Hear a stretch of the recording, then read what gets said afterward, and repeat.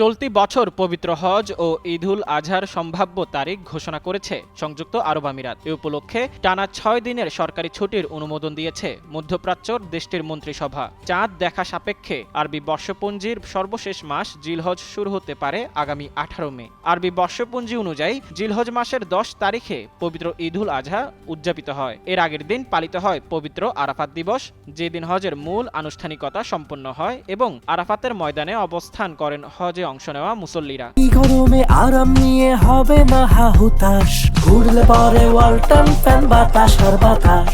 সে হিসেবে আগামী ২৬ মে অনুষ্ঠিত হতে পারে পবিত্র হজের মূল আনুষ্ঠানিকতা। এর পরদিন অর্থাৎ ২৭ মে পালিত হতে পারে পবিত্র ঈদুল আজহা। এদিকে সাধারণত মধ্যপ্রাচ্যর ঠিক একদিন পরেই বাংলাদেশের আকাশে দেখা যায় আরবি নতুন মাসের চাঁদ। এমন প্রেক্ষাপটে আগামী ২৮ মে বাংলাদেশে অনুষ্ঠিত হতে পারে পবিত্র ঈদুল আজহা। তবে চাঁদ দেখার উপরে নির্ভর করবে বাংলাদেশের ঈদুল আজহার তারিখ।